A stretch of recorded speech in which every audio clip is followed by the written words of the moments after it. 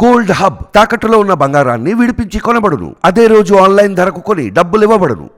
Hi hello నమస్తే, welcome to our channel మనం TV. నేను మీ శాన్వి. ఈరోజు మనతో పాటు జూమ్ కాల్లో ఉన్నారు సీనియర్ పొలిటికల్ అనలిస్ట్ అడ్స్మల్లి శ్రీనివాస్ గారు. మరి ఆయనతో మాట్లాడి ప్రస్తుత రాజకీయాల గురించి తెలుసుకుందాం. హాయ్ సార్, నమస్తే. నమస్కారం సార్, మరి ఇప్పుడు చూసుకుంటే ఏపీలో ఎలక్షన్స్ దగ్గర పడుతున్నాయి. ఈ సందర్భంగా ఏంటి అంటే ఆల్రెడీ టీడీపీ బీజేపీ పొత్తులో ఉన్న విషయం తెలిసిందే. మరి ఈ పొత్తు వల్ల ఎటువంటి ప్రయోజనం లేదు టీడీపీకి. ఇప్పటికీ బీజేపీ వైసీపీనే సపోర్ట్ చేస్తుంది ఇండైరెక్ట్గా అని చెప్పేసి వార్తలు వినిపిస్తున్నాయి. దీని గురించి ఏం చెప్తారు? ఇది సర్వత్రా అదే అభిప్రాయం ఉందండి. ఎందుకంటే అసలు మనం ఈ పొత్తులు బీజేపీ టీడీపీ జనసేన ఈ నేపథ్యం ఒకసారి చూసుకుంటే నిజానికి బీజేపీకి ఆంధ్రప్రదేశ్ లో 1% ఓటు కూడా లేదు. ఓట్ల గురించి అయితే బీజేపీతో పొత్తు కలుపుకోవాల్సిన అవసరం లేదు. పైగా ఆంధ్ర రాష్ట్రం సర్వనాశనం అయిపోవడానికి కారణం బీజేపీ అని చాలా మంది ప్రజలు నమ్ముతున్నారు. అది నిజమైనా ఒట్టిదైనా అది ప్రజలు ఎక్కువ శాతం ప్రజలు నమ్ముతా ఉన్నారు.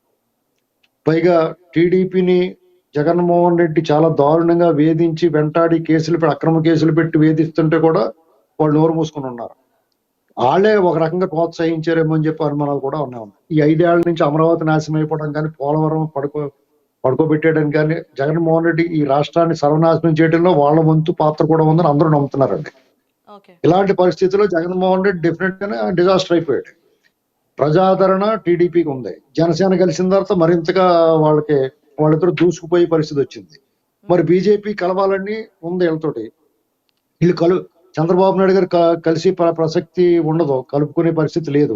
మీకు కావాలంటే ఎన్నికల తర్వాత సపోర్ట్ చేస్తాను. అప్పుడు ఇక జగన్మోహన్ రెడ్డి చేత ఈయన మీద కేసులే పెట్టించి ఈయన్ని కొంచెం లొంగ తీసుకున్నారని చంద్రబాబు నాయుడు గారు ఎంత లొంగకుండా ఉండాలనుకున్నా ఈ అడ్డగోలు వ్యవహారం చూడండి, మొగుడిని కొట్టి మొగసాలు ఎక్కినట్టు నేను చిన్నగా నుదుటి మీద గాయం చేసుకుని తెలుగుదేశం నాయకుడిని ఇరికెత్తున్నాడు. పోలీసులు అందరూ సిగ్గు లేకుండా ఆ వ్యవస్థలన్నీ కూడా వాళ్ళు బూట్లు లాగే పరిస్థితిలో ఉన్నాయి. ఇలాంటి పరిస్థితుల్లో ఇక ఆంధ్రప్రదేశ్ లో సెపరేట్ రాజ్యాంగం నడిపిస్తున్నారు మోడీ గారు వాళ్ళని. మరి ఎందుకో ఈ దేశంలో ఎక్కడ లేని పరిస్థితి ఆంధ్రప్రదేశ్ లో కల్పించారు. దానికి కారణం ఉంది. ఎందుకంటే పైన కేంద్రంలో ఎన్డీఏ పని అయిపోయిందండి. డెఫినెట్ గా మోడీ గారు రేపు వచ్చేలా లేడు, గెలిచే పరిస్థితి లేదు. అక్కడ పూర్తి స్థాయి మెజార్టీ వచ్చే పరిస్థితి లేదు. వాళ్ళకి చంద్రబాబు గారితో అవసరం ఉంది. ఈయన్ని రమ్మని అడిగితే రాడు ఈయన. కాబట్టి బలవంతంగా ఆయన అంతటా ఆయనే వచ్చేలాగా ఈ కేసులు పెట్టి ఈ వేధింపులు, ఈ దుర్మార్గం, ఈ బూచోడిని అడ్డం పెట్టుకుని వాళ్ళు చంద్రబాబు నాయుడు గారు తప్పనిసరి పరిస్థితుల్లో బీజేపీతో పొత్తుకెళ్ళి ఇలా చేసుకున్నారు. ఇది వాస్తవం. సరే, మొత్తం మీద పొత్తు కుదిరింది, అన్ని బాగానే ఉన్నాయి అనుకుంటే వాళ్ళు ఇప్పటికీ వీళ్ళు చంద్రబాబు నాయుడు గారు కానీ పవన్ కళ్యాణ్ కానీ ఏం చెప్తున్నారు? వాళ్ళతో రేపొద్దున అవసరం ఉంటుంది, రేపొద్దున నిధులు ఇస్తారు, ఏం బొచ్చేం ఉండదండి. వాళ్ళు ఏమి ఎవరు ఈ 10 ఏళ్ల నుంచి ఏం చేశారు? రాష్ట్రం నాశనం అయిపోతే నేను పట్టించుకున్నాడు. రేపొద్దున తల్లి కూడెట్టినట్టు పెంతలకు పట్టిచేరెడతాడు, రేపు వచ్చి మాత్రం ఏం పీకుతారు కానీ ఏం ఉండదు. కానీ ఎన్నికలు ఫ్రీ అండ్ ఫెయిర్ ఎలక్షన్ జరుగుతాయి. కనీసం న్యూట్రల్ గా ఉంటారు, వన్ సైడ్ లేకుండా, వాళ్ళ వైపు లేకుండా, అరాచకం వైపు లేకుండా వీళ్ళు ప్లాన్ చేసుకున్నారు. అయితే ఇప్పటికీ మోడీ గారు ఆ బ్యాచ్ జగన్మోహన్ రెడ్డి తోటి ఉన్నట్టు ఉంది. వీళ్ళ వైపున ఒక పాయింట్ వేస్తే వాళ్ళకి 10 పాయింట్లు వేస్తున్నారు. ఇప్పటి వరకు డీజీపీ కానీ, చీఫ్ సెక్రటరీ కానీ, విజయవాడ కమిషనర్ కానీ మార్చకపోవడం అనేటువంటిది, పోలీసు అధికారులు మార్చకపోవడం, అక్రమాలు, అన్యాయాలు, దుర్మార్గాలు చేసిన వాళ్ళు మార్చకపోవడం అనేటువంటిది వాళ్ళు చాలా బ్లండర్ మిస్టేక్. అంటే వాళ్ళు ఇంకా జగన్మోహన్ రెడ్డి వైపు ఉన్నారనేటువంటి ప్రజలందరూ నమ్ముతా ఉన్నారు. ఇంకో పక్కన ఉత్తరాయణ పాలెంలో అమరావతి నమూనా వాటిలన్నిటిని ధ్వంసం చేశారు. అక్కడ తొండకులు వెళ్ళి ఆ పోలీసు అధికారులు ఏం పీకుతున్నారండి? సిగ్గు, శరం, మానం, మర్యాద ఏమైనా ఉందండి? వాళ్ళు అన్న తింటున్నారా, గడ్డి తింటున్నారా? ఎంత దారుణం అండి.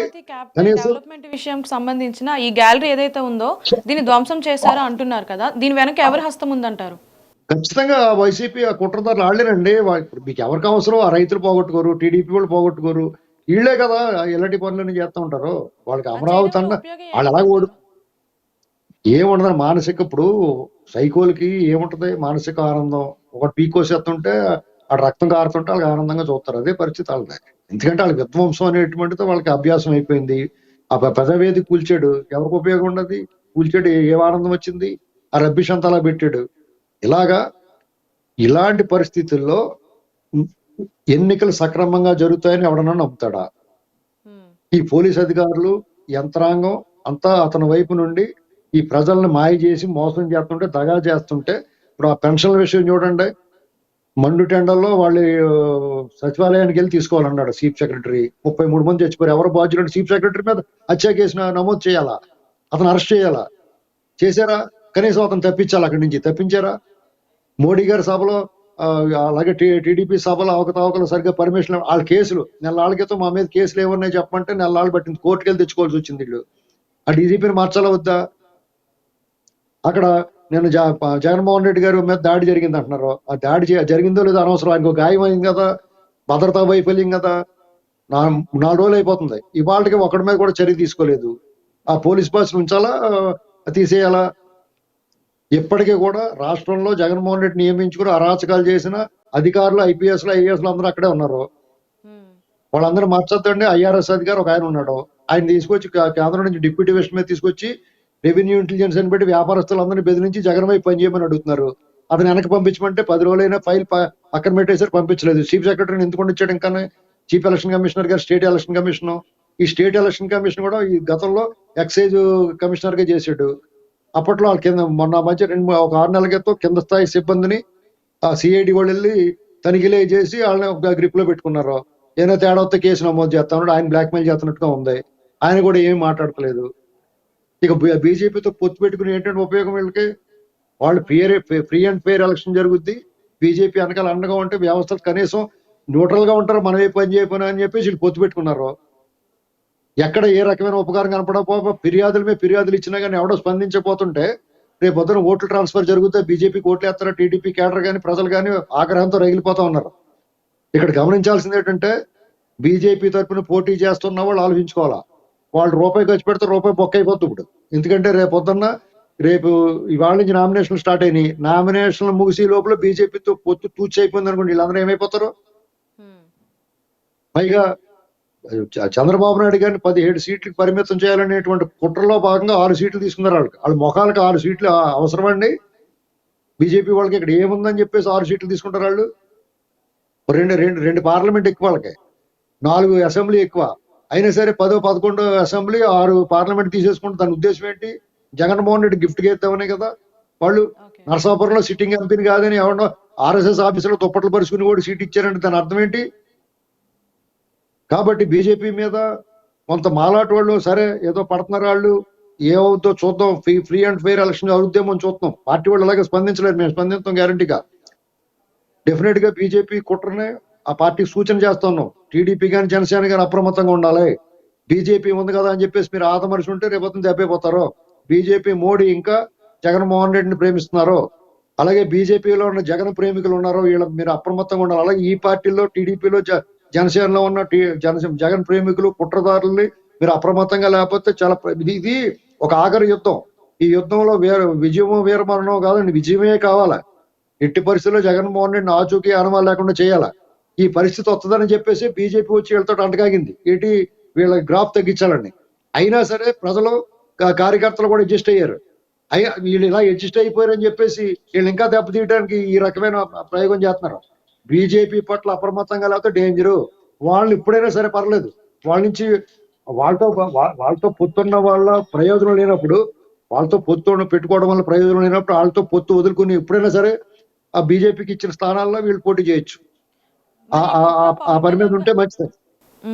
మరి మీరు ఏదైతే చెప్తున్నారో ఈ కుట్ర అనేది పవన్ కళ్యాణ్ గారికి, చంద్రబాబు నాయుడు గారికి తెలియకుండా ఉంటుంది అంటారా? ఏం చేస్తారండి పాపం వాళ్ళు? బ్లాక్ మెయిలింగ్ అండి. రాజకీయ పార్టీలుగా రాజకీయంగా వాళ్ళు కొన్ని ఆఖరి నిమిషంలో ఖచ్చితంగా నిర్ణయం తీసుకుంటారు వాళ్ళు కూడా. నేను అనుకుంటున్నాను వీళ్ళు ఇదే వైఖరి 2-3 రోజుల్లో ఈ అధికారులు మార్చడం, వాళ్ళ వైఖరి మార్చుకోకపోతే బీజేపీకి దేశం మొత్తం మీద తగులుతుంది. లేదా ఆంధ్రప్రదేశ్ అనుకుంటున్నారు వాళ్ళు, తెలంగాణలో, కర్ణాటకలో, తమిళనాడులో, ఒరిస్సాలో, పశ్చిమ బెంగాల్లో, ఉత్తరప్రదేశ్ గోరఖ్పూర్లో, గుజరాత్ లోని సూరత్ లో, వారణాసిలో ఇన్ని చోట్ల దెబ్బ తగులుతుంది వాళ్ళకి. వాళ్ళు ఏదో అనుకుంటున్నారు వాళ్ళు. బీజేపీ ఇలాంటి కుట్ర చేస్తే వాళ్ళు దేశం మొత్తమే మటాష్ అయిపోతారు. తెలుగు వాళ్ళందరికీ గట్టిగా చెప్తాం మేము, మాలాంటి వాళ్ళు మా గొంతులు 1000-1,00,000 గొంతులై నినదిస్తాం బీజేపీని ఎట్టి పరిస్థితిలో ఓడించమని. వాళ్ళు ఇప్పటికైనా సరే ఇది మా వార్నింగ్ గా డిమాండ్ ఏమన్నా అనుకునే ఉండే. వాళ్ళు ఎట్టి పరిస్థితుల్లో నువ్వు ఎవడ వైపున ఉండగలదు. ఫ్రీ అండ్ ఫెయిర్ ఎలక్షన్ జరిగేలా చూడు, నువ్వు పొత్తు ధర్మం పాటించు, అది మేము చెప్పదలుచుకున్నాం. మరి చూడాలి, ఎలక్షన్స్ కూడా దగ్గరలో ఉన్నాయి కాబట్టి మరి బీజేపీతో పొత్తు ఉంటుందా, వైదొలిగించుకుంటారనేది వేచి చూడాలి. Thank you so much sir.